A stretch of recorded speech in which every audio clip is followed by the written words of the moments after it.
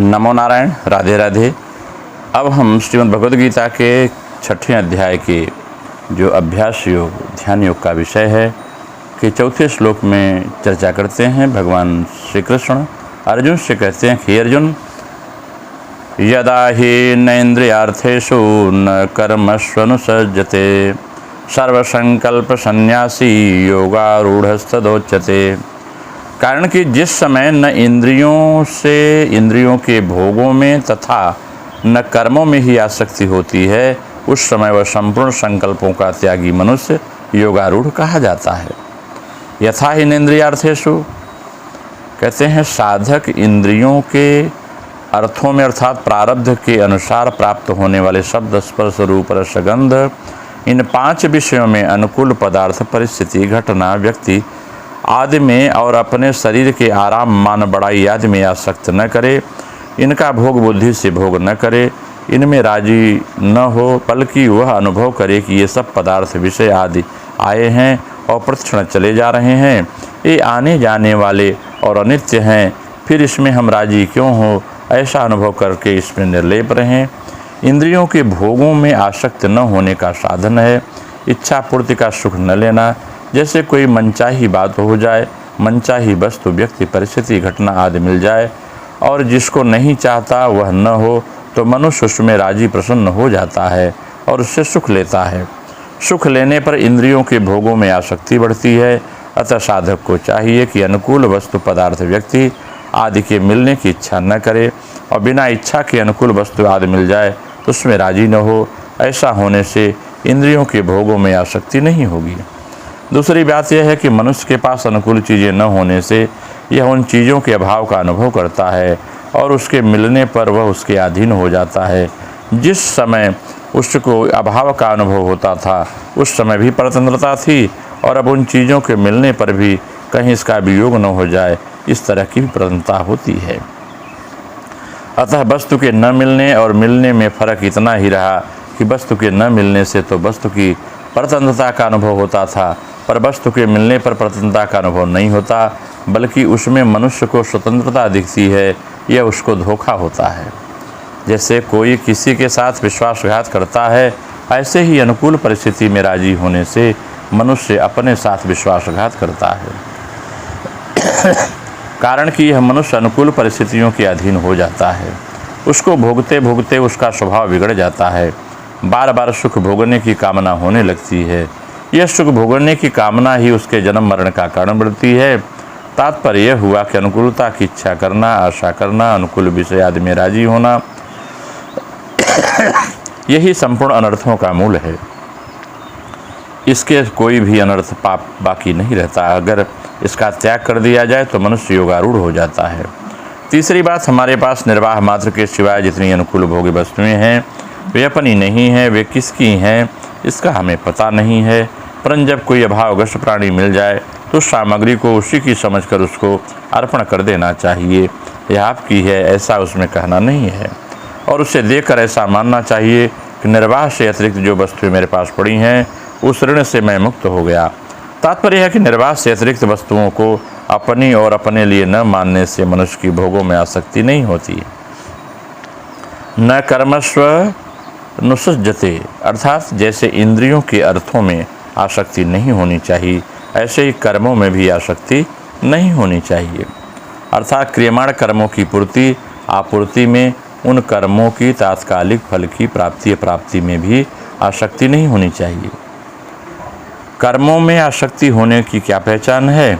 अगर क्रियमाण वर्तमान में किए जाने वाले कर्मों की पूर्ति आपूर्ति में और उनमें मिलने वाले तात्कालिक फल की प्राप्ति में सिद्धि असिद्धि में मनुष्य निर्विकार नहीं रहता, बल्कि उसके अंतःकरण में हर्ष विषाद विकार होते हैं, तो समझना चाहिए उसकी कर्मों में उसके तत्कालिक फल में आसक्ति रह गई।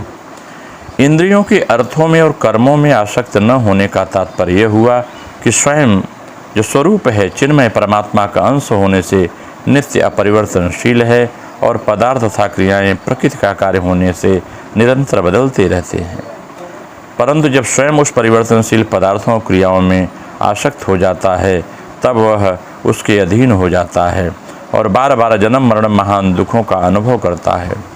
उन पदार्थों क्रियाओं से अर्थात प्रकृति से सर्वथा मुक्त होने के लिए भगवान ने 2 विभाग बताए हैं कि न तो इंद्रियों के अर्थों में अर्थात पदार्थों में आसक्ति करें और न कर्मों में यानी क्रियाओं में आसक्ति करें। ऐसा करने पर मनुष्य योगारूढ़ हो जाता है।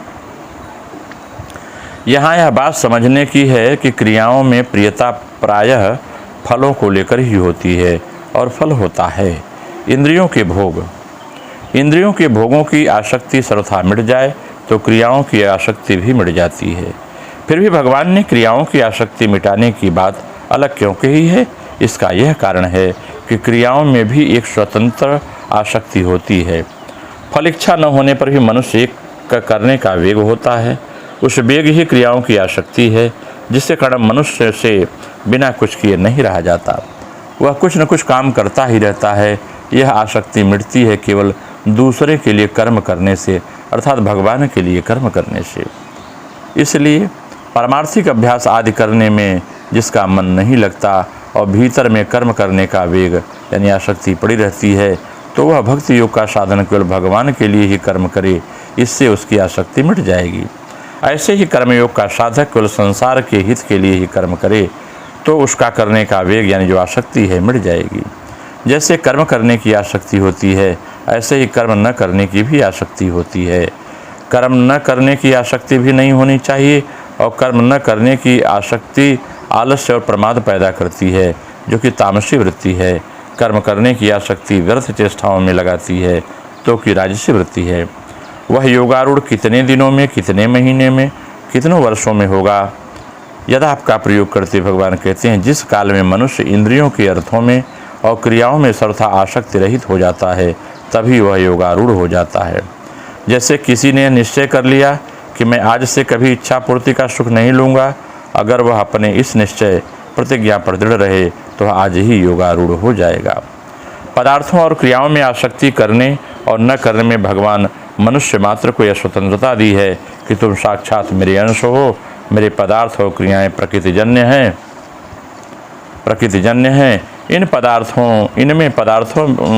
इस पदार्थ भी उत्पन्न और नष्ट होने वाले हैं तथा क्रियाओं का भी आरंभ और अंत होता है। अतः ये नित्य रहने वाले नहीं हैं। तुम नित्य रहने वाले हो। तुम नित्य होकर भी अनित्य में फंस जाते हो, अनित्य में आसक्ति प्रियता कर लेते हो। इससे तुम्हारे हाथ कुछ नहीं लगता, केवल दुख ही दुख पाते हो। अतः तुम आज से ही ये विचार कर लो कि हम लोग पदार्थों और क्रियाओं में सुख नहीं लेंगे। जो तुम लोग आज ही योगारूढ़ हो जाओगे, क्योंकि योग और समता तुम्हारे घर की चीज़ है। समता तुम्हारा स्वरूप है। स्वरूप सत है। सत का कभी अभाव नहीं होता और असत का कभी भाव नहीं होता। ऐसे सत स्वरूप तुम असत पदार्थों और क्रियाओं में आसक्ति मत करो, तो तुम्हें स्वतः सिद्ध योगारूढ़ अवस्था का अनुभव हो जाएगा। सर्वसंकल्प सन्यासी, इसका भाव भगवान कहते हैं यह होता है कि हमारे मन में जितनी स्फुरणाएँ, जितनी बातें होती हैं, उन बातों में जिस बात में सुख होता है और उसको लेकर यह विचार होता है कि ऐसा हमें मिल जाए, हम इतने सुखी हो जाएंगे। तो इस प्रकार की जो तरह तरह की तरंगें हैं, लिप्तता होने से उन जो स्फुरणा है, बात है, वही संकल्प हो जाती है। यह संकल्प ही अनुकूलता प्रतिकूलता कारण सुखदायी और दुखदायी होता है। जैसे सुखदायी संकल्प लिप्तता राग द्वेष पैदा करता है, ऐसे दुखदायी संकल्प ही लिप्तता करता है। अतः दोनों ही संकल्प बंधन में डालने वाले हैं। उसमें हानि के सिवाय कुछ लाभ नहीं है, क्योंकि संकल्प न तो अपने स्वरूप का बोध होने देता है, न दूसरों की सेवा करने देता है, न भगवान में प्रेम होने देता है, न भगवान में मन लगने देता है और न अपने नज़दीक के कुटुंबियों से अनुकूल ही बनाने देता है। इसका अर्थ यह हुआ कि अपना संकल्प रखने से न अपना हित होता है, न संसार का हित होता है, न कुटुंबियों की कोई सेवा होती है, न भगवान की प्राप्ति होती है और न अपने स्वरूप का बोध ही होता है। इससे केवल हानि ही हानि होती है। ऐसा समझकर साधक को संपूर्ण संकल्पों से रहित हो जाना चाहिए, जो वास्तव में है ही। इस प्रकार से भगवान कहते हैं कि मन में होने वाली संकल्प कल्पनाएं यदि संकल्प का रूप धारण न करें तो वह स्फुरणा स्वतः नष्ट हो जाती है। यह बात होने मात्र से मनुष्य की उतनी हानि नहीं होती और पतन नहीं होता, परंतु समय तो नष्ट होता है। अतः यह स्फुरणा भी त्याज्य है। अतः पर संकल्पों का त्याग तो साधक को जरूर करना चाहिए, कारण कि संकल्पों का त्याग किए बिना अपने मन ही थोड़े बिना साधक योगारूढ़ नहीं होता। योगारूढ़ हुए बिना परमात्मा की प्राप्ति नहीं होती, कृतकृत्यता नहीं होती, मनुष्य जन्म सार्थक नहीं होता, भगवान में प्रेम नहीं होता, दुखों का सर्वथा अंत नहीं होता। ये संकल्पों के त्याग के कुछ उपाय हैं, इस पर चर्चा करते हैं। जैसे भगवान ने हमारे लिए अपनी तरफ से अंतिम जन्म यानी मनुष्य जन्म दिया है, किंतु इससे अपना उद्धार कर लो, अतः हमें मनुष्य जन्म के अमूल्य मुक्तिदायक समय को निरर्थक संकल्पों में बर्बाद नहीं करना चाहिए। ऐसा विचार करने से संकल्पों को हटा दें। कर्मयोग के साधक को अपने कर्तव्य का पालन करना है। कर्तव्य का संबंध वर्तमान से है, भूत भविष्य काल से नहीं, पर संकल्प विकल्प भूत और भविष्य काल से होते हैं, वर्तमान के नहीं। अतः साधक को अपने कर्तव्य का त्याग करके भूत भविष्य काल के संकल्प विकल्पों में नहीं फंसना चाहिए, बल्कि आसक्ति रहित होकर कर्तव्य कर्म करने में लग जाना चाहिए। ज्ञान योग के साधक को इस बात पर ध्यान रखना चाहिए कि वास्तव में सत्ता एक परमात्मा तत्व की ही है, संकल्पों की संसार की सत्ता ही नहीं है। इसलिए कोई संकल्प आवे तो वह उसमें उदासीन रहे, उसमें राग न करे।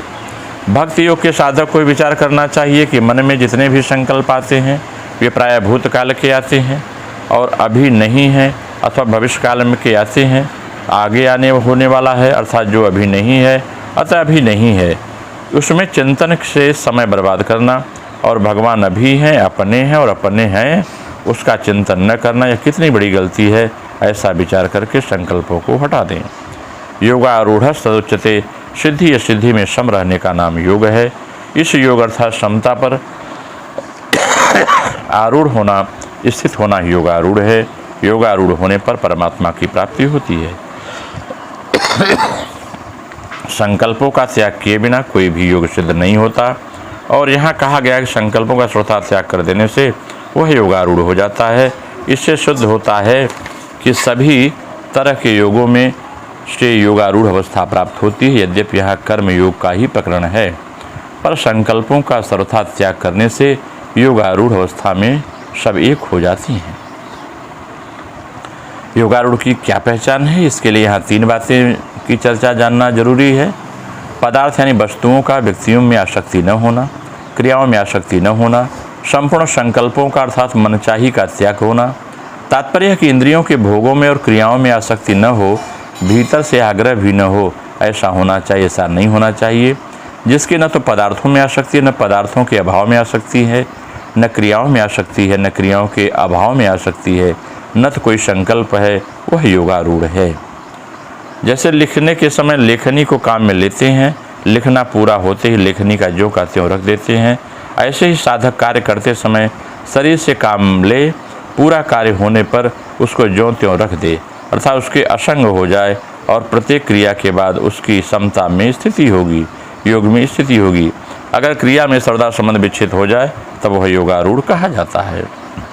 अगर इस विषय की हम क्रिया योग के माध्यम से व्याख्या करें तो यह बात और ही सहजता से स्पष्ट हो जाती है कि कर्म त्यागी होकर भी यदि मन ही मन विषयों में आसक्ति रहे तो इससे साधक सर्व संकल्प त्यागी योगी नहीं बन सकता।